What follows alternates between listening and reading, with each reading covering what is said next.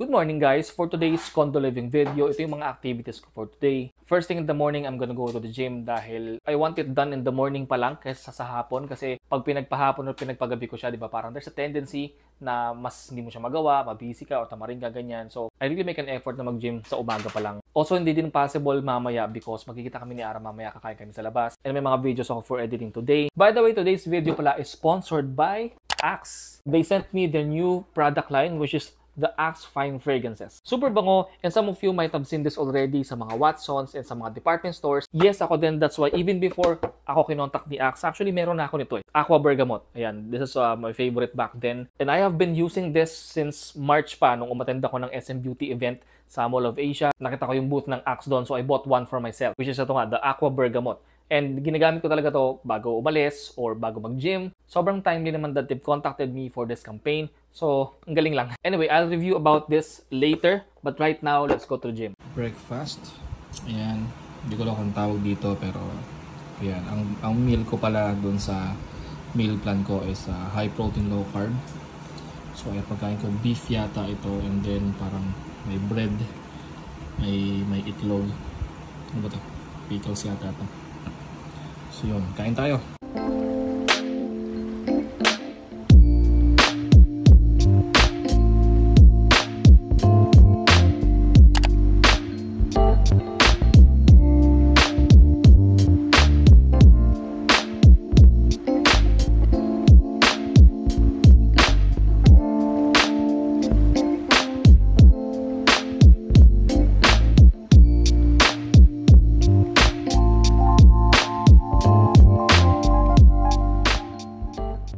Done with my workouts, nagpalit na rin ako ng damit, pahinga ako ng konti.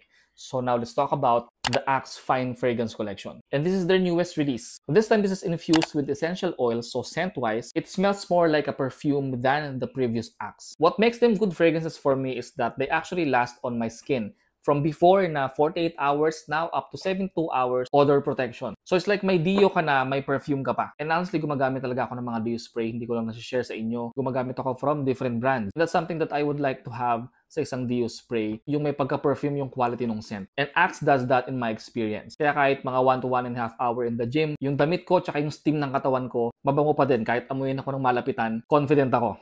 So they have 3 variants here. First is the Emerald Sage. Now this smells woody and aromatic. I get bright citruses and sage. I have a sage fragrance oil. It's green and aromatic na medyo parang sweet, fruity, ganyan. May ganun dito sa Emerald Sage. Also, it has this woody smell in the back, so making it very masculine. Now, if you like the scent of Bleu de Chanel, may pagkaganon yung vibe niya. Except that this one has green accord. This one to me is yung pinakamanly sa kanilang tatlo. Mga age range around 20 to 25 years old. Next is Aqua Bergamot. This has this citric freshness and a mix of green and blue scents. Very aromatic vibe from the sage. Meron pa rin sage dito. And juniper berries. So this is very bright. Juniper berries kasi is a light fruity scent. Kaya it's fresh and crisp. Familiar kayo sa scent ng MFK Gentle Fluidity Silver. Yung fresh, piney, balsamic nuances niya, that's the juniper berries. Except that Aqua Bergamot is just piney and not balsamic. Also, if you know Ralph Lauren Polo Blue, may konting hint from that fragrance yung pagiging blue scent niya. So I think the age range would be 16 to 25 years old. Mas versatile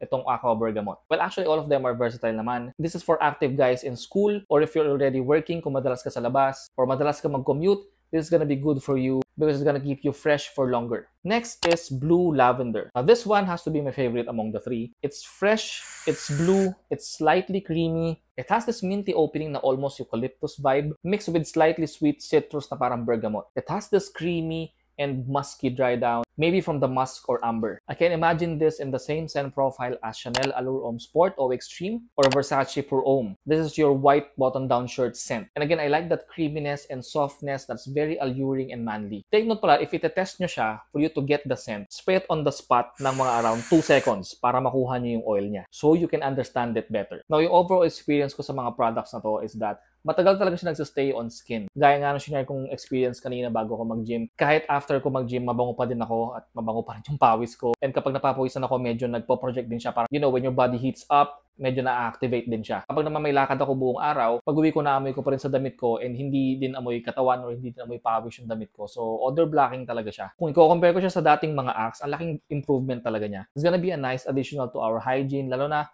tropical country tayo, laging warm, di ba? Lagi tayong pinapawisan. So other than blocking or minimizing the odor for 72 hours, may scent na rin siya that replicates the feeling of original perfumes. Of course, importante pa rin ang hygiene, and Axe will hit 2 birds in 1 stone. So I highly recommend you guys try this new products from Axe as part of your personal daily routine. Because again, remember yung priority natin is still our hygiene. Now take note lang guys that since this is Dio spray, andun pa rin yung texture niya ng pagiging aerosol. So just keep that in mind. I was just describing the scent so you can imagine how it smells like. Or better yet, you can go to the nearest Watsons or the top supermarkets. May mga testers naman doon so you can try it for yourself. If not naman, I can link down their official websites and their e-commerce platforms like Shopee and Lazada. Now, the price of Axe Fine Fragrance is 347 pesos for 135 ml. Ayan, so nakaligo na ako ulit. So magsaspray tayo ulit ng Axe as our Dio.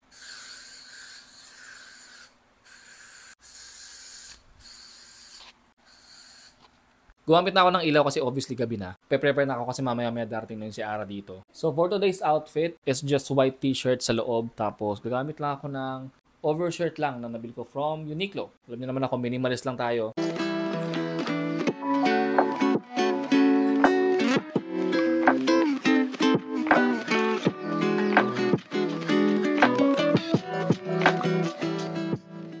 Here's today's fit. Okay, black and white lang tayo. Alam niyo naman ako, minimalist lang. So, yeah, I'm ready.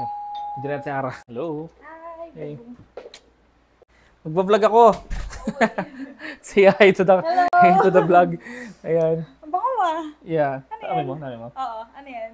Axe to. Axe yan? Oo. Talaga? Oo. Bangay, no? Blue lavender. Yeah. Bango Dami pa pala. Okay. Okay to ah. Nice, nice. Yeah. O siya, tapusin mo na yung vlog ko. Sige, dito Puko muna dyan.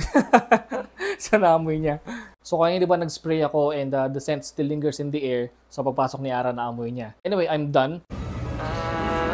Okay.